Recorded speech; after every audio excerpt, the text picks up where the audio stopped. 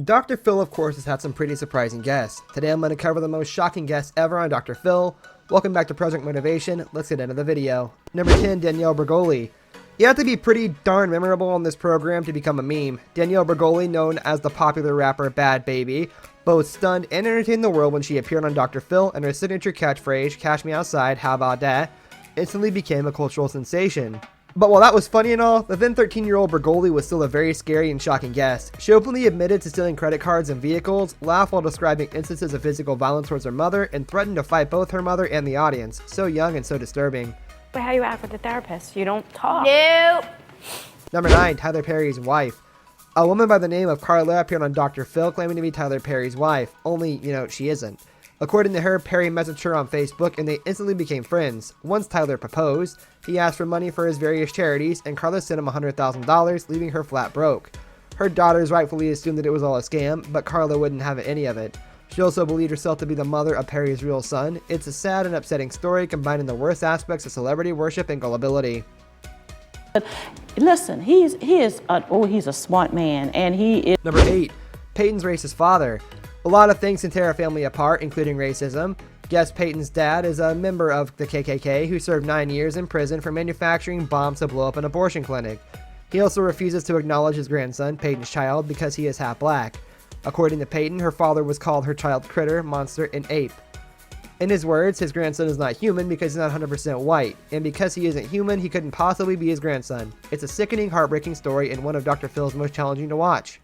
Yeah, they can't help it because they're Mexican. I can't help it because... Number 7, Mackenzie and her family.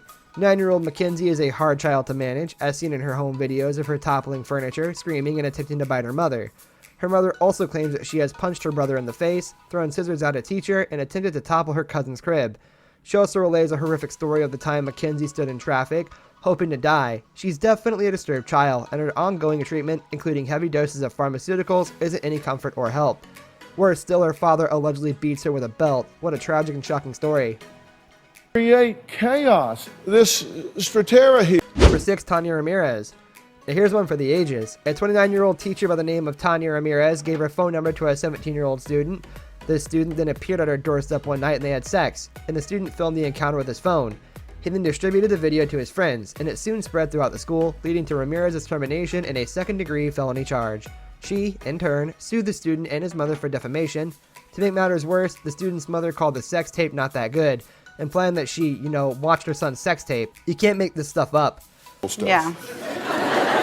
Number 5, Patricia. It doesn't get much worse than lying about cancer to get attention. A woman by the name of Patricia claimed to have had stage 3 cancer, and according to Patricia's daughter, she told her story on a local news channel to receive attention and collect possible donations. Patricia then told Phil that she had brain cancer, had numerous tumors removed, and that her entire face was detached for the procedure. And while she did, in fact, have some form of brain surgery, her medical records disprove almost everything else she said. According to Patricia's daughter, she made the story up after her husband died. It's exploitation, but hey, that's Dr. Phil. She kind of turned it into cancer, but she... Number 4, Aneska. Here's another awful story, featuring 12-year-old Aneska. According to her parents, Aneska is out of control, to put it mildly. How so? Well, she chases her siblings with knives, chokes her sister, and sets fire to comforters. They also say that once she killed the family hamster with a flashlight and squeezed the baby bird to death after finding a nest outside. According to Aneska, the voices in her head told her to do it. That is, by any standard, a terribly sad and disturbing case. And Aneska is easily one of Dr. Phil's most troubled guests. Where they would shoot guns and stuff. Number 3, Burke Ramsey. In 1996, child beauty queen John Bennett Ramsey was murdered in her house. The case remains unsolved, and after 29 years, her brother Burt broke his silence and granted an exclusive interview to Dr. Phil. Some people took issue with it. Many viewers noted Burke's awkward and fidgety demeanor and found him unsettlingly unreliable. This forced Dr. Phil to defend Burke on his show, claiming that Burke was just nervous. Burke is a shocking guest not only because of his emergence after 20 years with a horrific account of the night his sister was killed, but because his appearance caused so much controversy and discussion in the media.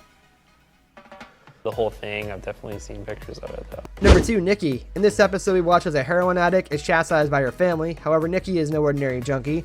She is an 8-month pregnant opioid addict. According to the narrative related on the show, though Nikki was very close to having a baby, she lived in a van and dabbled in prostitution so she could buy herself and her boyfriend heroin. She also admitted to overdosing when she was 7 months pregnant and that she puts heroin before her baby. Sometimes Dr. Phil can shock you, sometimes they scare you, and in the case of Nikki, they make you feel wicked shame and anger at the subjects involved.